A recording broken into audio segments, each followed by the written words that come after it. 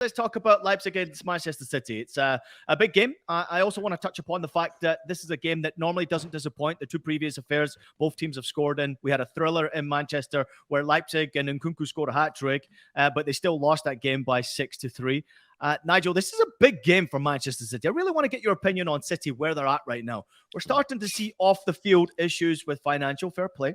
Pep Guardiola is getting grilled a bit more in his press conferences. In many ways, I see him being a bit frustrated. He picked out a few players from the past, Steven Gerrard. But at the same time, Manchester City defensively have not necessarily been great this season.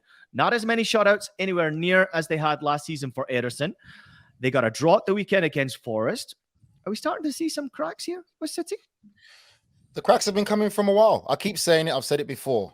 I paid attention to when Pep was talking after that game against Tottenham. When a manager of his caliber comes and says comments like that, something that's just something, it's not normal. It's, out of character for Pep to be like that. That's when I knew something's not quite right at City. And it's funny because I've actually came across someone this week, and I can't mention a name, but he's a big City fan, used to travel from London to go and watch City all the time. And then he kind of felt not the same anymore, that the club doesn't really feel the same as it is now with the takeover and the money. Kind of felt withdrawn from it. I feel for me, when you look at Man City now, it's the fact of these players have won Premier League titles. They're kind of okay with that. And it's the motivation aspect of it. I feel that's the problem. I feel the motivation aspect is what Pep is struggling to deal with. He doesn't have the characters that he once had who have left now. The likes of like a Vincent Kompany. Someone that I know personally well with a big character in dressing rooms is Fabian Delph. Don't let his size fool you. That guy was a character and a big personality in dressing room. Leader. All these type of players are not there no more. Pep moaned, oh, well, why do you expect Arsenal to be the top? Look at the two players that they've got. Jesus and Zinchenko have gone there. And that's why they're top of the league. And they haven't been in the top league in a decade. But these are players that you let go. I think that there's an element of Pep falling out with players, more so on a personal level. And obviously, once you don't want to be there, it doesn't keep you. And I think that it's the motivation aspect of it. And I feel that when you look at now the situation he tries to do, Bernardo Silva playing left back and then going into that midfield role, it's kind of now he's really trying to be extra clever than he needs to be. And that's something that's been a fault for him in the past two previous Champions Leagues with team selection. So I do worry about this City. I can't say that I see this City team as the same City team we've seen a couple of years ago. When I look at Arsenal, I see the City that Pep started. Arsenal, for me, is the new Man City in just an Arsenal shirt. That's what I see. I don't see that same energy and enthusiasm and desire in this Man City team. So I am worried. And I think this game really could go either way. I mean, Nigel really nicely hit on a lot of the macro issues there. But I think the thing that intrigues me for this game that he highlighted as well is Bernardo Silva at left back. And, I saw this in person against Arsenal, but also you saw it at the weekend against Forest. And the Forest game was really interesting because, you saw a lot of the stuff that would be like, yeah, this is why you play Bernardo Silva at left back, because City have 73% of the ball. So he can move into midfield. He can be that extra man in the pivot with Rodri. Oh, and guess what?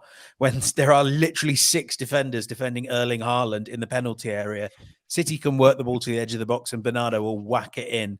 But football's a low-scoring game. Football can swing in moments in a way that, other sports can't. And guess what? Bernardo just makes one mistake because he will be the first to admit he does not have the defensive instincts of even, the Delphs and the Zinchenko's that Pep moved to left back. He doesn't have a clue what he's doing for that Forest goal. He goes and flies out into no man's land, nowhere near enough to Morgan Gibbs-White, but like giving Brennan Johnson all the space he needs.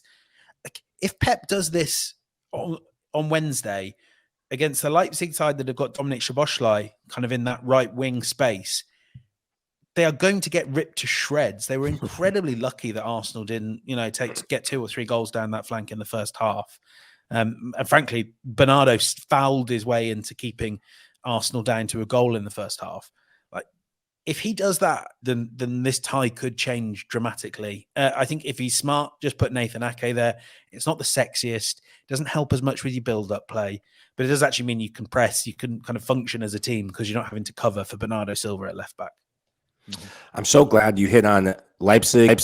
I love this guy. I think that he really came to being and came to pass last season for them in the Bundesliga and in that Pokal Cup run.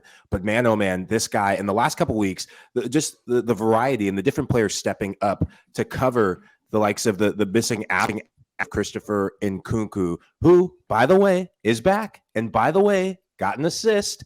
He will be the X factor. I know fitness is an issue for him, but him coming back, City will have their hands full. I mean, that midfield, the way they interchange, the way they play under RB Silva, Leipzig is a team that you cannot overlook. And also, Leipzig, they beat Real Madrid at home. This is a team that will play well at home in the Champions League, but they will need to get something out of it at home in this first leg to be competitive throughout. Yeah, there's something very special about the fit with Marco Rose and Leipzig. Really enjoying watching him, obviously try and get the best from these players, bringing confidence to these players, even dealing with Nkunku, who, by the way, when he left, was leading the Bundesliga scoring charts. And by the time he's come back, he's still leading the Bundesliga scoring charts. And I know he's got a bit of pressure from Füllkrug now, but it is fantastic to see him coming back. Many difficult games this season where I thought, Leipzig might not show up here. They've turned up, and it was a difficult one at the weekend for them against Wolfsburg, but they turned it on.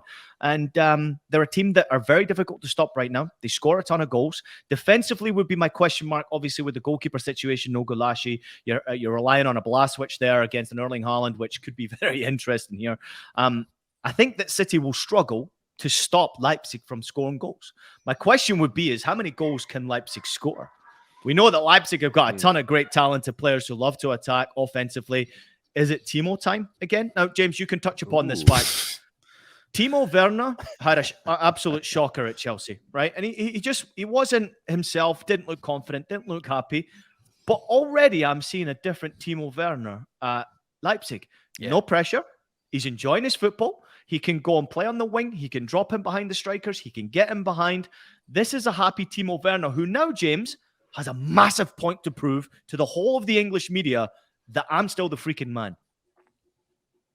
I mean, he doesn't have a point to prove to the English media because, like, we just said what we saw. Like, he was really bad. But I mean, I think that was just the most uncomfortable position, and you see this with Kai Havertz. He came at just the wrong time. It was really tough. They came in the COVID summer. No one really knew and still doesn't know how to fit both of those players into that Chelsea squad.